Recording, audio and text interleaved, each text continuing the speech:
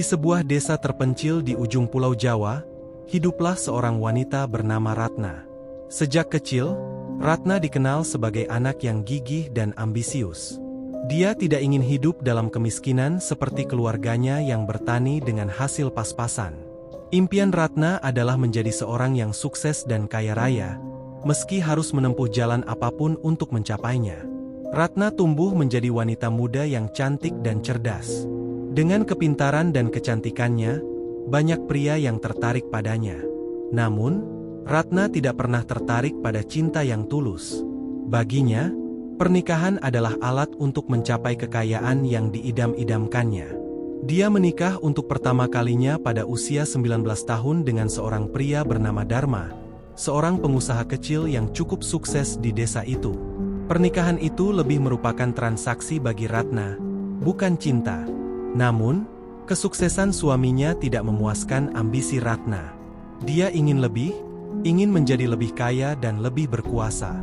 Disinilah awal dari perjalanan kelam Ratna dimulai. Satu hari, Ratna mendengar desas-desus tentang seorang dukun sakti di desa sebelah yang konon bisa memberikan jalan cepat untuk mencapai kekayaan.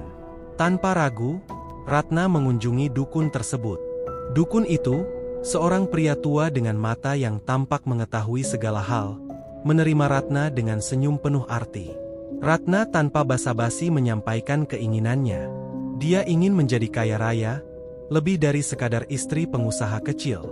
Dukun itu memandangi Ratna dengan tatapan tajam, seolah menilai apakah wanita muda di depannya benar-benar siap menerima konsekuensi dari keinginannya. Ada jalan, tetapi kau harus siap menanggung akibatnya, kata dukun itu dengan suara serak. Ratna mengangguk tanpa ragu. Saya siap, Pak. Apa yang harus saya lakukan? Dukun itu menjelaskan bahwa untuk mencapai kekayaan yang diinginkan Ratna, dia harus melakukan pesugihan dengan menumbalkan suaminya. Ratna yang sudah dibutakan oleh ambisinya, setuju dengan persyaratan tersebut tanpa berpikir dua kali. Dukun itu memberikan serangkaian ritual yang harus dilakukan Ratna, termasuk persyaratan bahwa suami pertamanya harus dijadikan tumbal. Dengan hati dingin, Ratna melaksanakan semua ritual tersebut. Beberapa minggu kemudian, suaminya, Dharma, ditemukan tewas dalam kecelakaan kerja yang tragis. Tidak ada yang mencurigai Ratna, karena kecelakaan itu terlihat sangat alami. Namun, setelah kematian Dharma, kehidupan Ratna mulai berubah drastis. Dia mulai mendapatkan kekayaan secara tiba-tiba, berkat warisan suaminya dan keahlian bisnis yang entah datang dari mana. Ratna segera menjadi salah satu wanita terkaya di desanya. Dia membeli berbagai properti, memulai bisnis alat berat yang dalam waktu singkat menjadi sangat sukses. Ratna menjadi penguasa alat berat yang terkenal di seluruh daerah, sebuah pencapaian yang sulit dimengerti oleh orang-orang di sekitarnya. Namun, kekayaan ini bukan tanpa konsekuensi. Ratna mulai merasakan kehadiran sesuatu yang gelap dan menakutkan dalam hidupnya. Meskipun kaya raya, Ratna merasa bahwa kekayaannya masih belum cukup. Dia ingin lebih dan lebih. Dia menikah lagi, kali ini dengan seorang pria bernama Bayu, yang juga seorang pengusaha alat berat. Ratna melihat pernikahan ini sebagai langkah untuk memperluas kerajaan bisnisnya. Namun, seperti sebelumnya, Ratna kembali mendatangi dukun yang sama. Dia ingin memastikan kekayaannya terus bertambah, dan dukun itu memberitahu bahwa untuk mempertahankan dan meningkatkan kekayaannya, dia harus kembali menumbalkan suaminya yang baru. Bayu, seperti Dharma sebelumnya, tidak bertahan lama.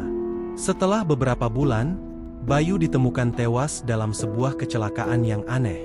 Seperti sebelumnya, kematian Bayu tampak wajar, tetapi di balik semua itu adalah hasil dari ritual kelam yang dilakukan Ratna. Dengan kematian Bayu, kekayaan Ratna semakin bertambah, bisnis alat beratnya berkembang pesat, dan dia menjadi semakin terkenal. Namun, semakin banyak kekayaan yang dimiliki Ratna, semakin gelap dan menakutkan hidupnya. Dia mulai mengalami gangguan aneh. Pada malam hari, dia sering mendengar suara-suara aneh di rumahnya.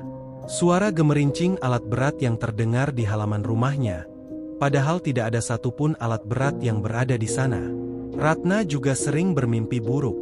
Dalam mimpinya, dia melihat suami-suaminya yang sudah mati datang menghantui dengan wajah yang hancur, memohon dan menuntut balas. Mereka menatapnya dengan mata kosong, penuh kebencian dan dendam. Ratna terbangun setiap malam dengan keringat dingin, jantungnya berdetak kencang. Suatu malam, teror yang dialami Ratna mencapai puncaknya. Saat sedang tidur, dia mendengar suara berbisik di telinganya. Suara itu begitu dekat, begitu nyata. Ketika dia membuka matanya, dia melihat sosok Dharma, suami pertamanya, berdiri di samping ranjangnya. Wajah Dharma penuh darah, dengan luka-luka menganga di seluruh tubuhnya.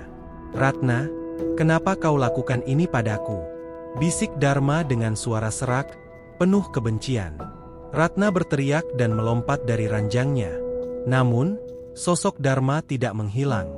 Dia tetap berdiri di sana, menatap Ratna dengan mata penuh dendam. "Kau akan menanggung akibatnya," kata Dharma sebelum menghilang dalam bayangan. Ratna jatuh terduduk di lantai, tubuhnya gemetar ketakutan. Dia mencoba meyakinkan dirinya bahwa itu hanya mimpi buruk, tetapi semuanya terasa begitu nyata.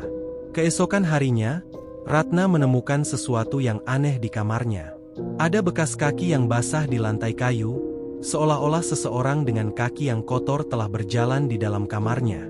Ratna mencoba untuk tidak memikirkan hal itu, namun kejadian-kejadian aneh seperti ini semakin sering terjadi. Di rumahnya, perabotan seringkali berpindah tempat sendiri. Suara-suara aneh terdengar setiap malam. Alat-alat berat di halaman rumahnya seringkali bergerak sendiri, tanpa ada yang mengoperasikannya. Para pekerja di rumahnya pun mulai merasa takut dan beberapa dari mereka bahkan memilih untuk berhenti.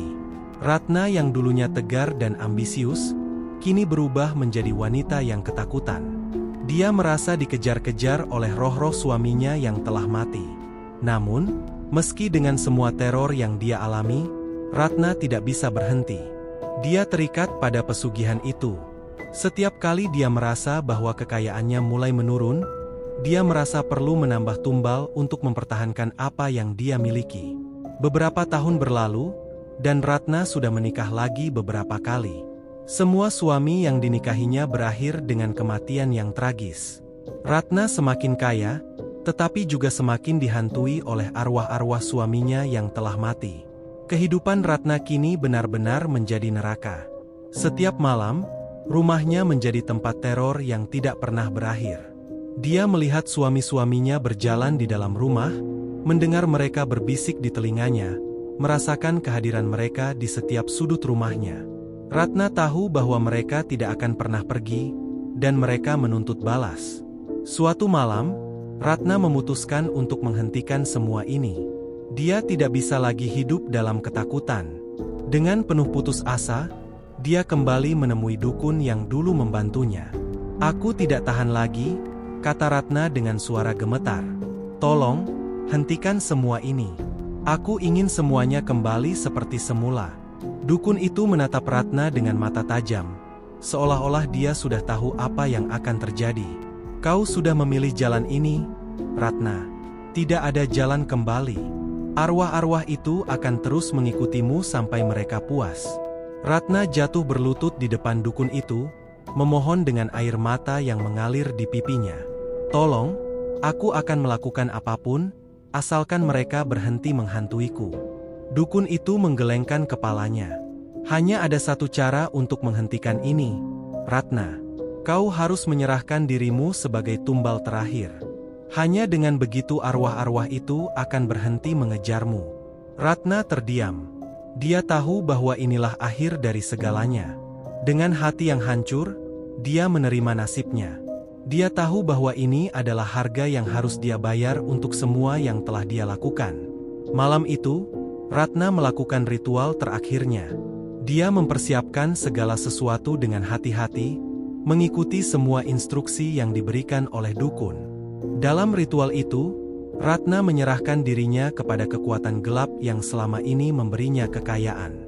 Ketika ritual itu selesai, Ratna merasakan tubuhnya menjadi dingin. Dia tahu bahwa waktunya sudah hampir habis. Dengan langkah pelan, dia kembali ke rumahnya yang megah. Di dalam rumah itu, dia merasakan kehadiran suami-suaminya, menunggu untuk menjemputnya. Ratna berjalan menuju kamar tidurnya, tempat di mana semuanya dimulai. Ketika dia berbaring di ranjang, dia melihat bayangan suami-suaminya yang berdiri di sekelilingnya.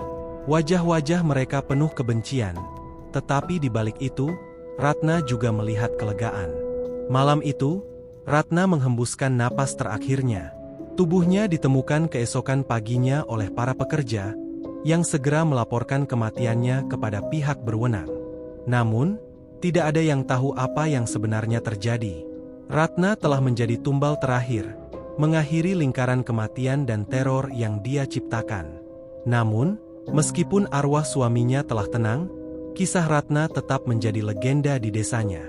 Rumah megahnya dibiarkan kosong, tidak ada yang berani mendekatinya.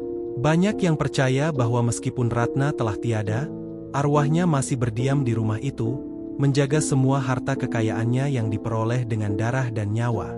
Dan di malam-malam tertentu, ketika angin bertiup kencang, suara gemerincing alat berat masih terdengar dari halaman rumah itu, seolah-olah Ratna masih terus berusaha mempertahankan kekayaan yang pernah dia miliki.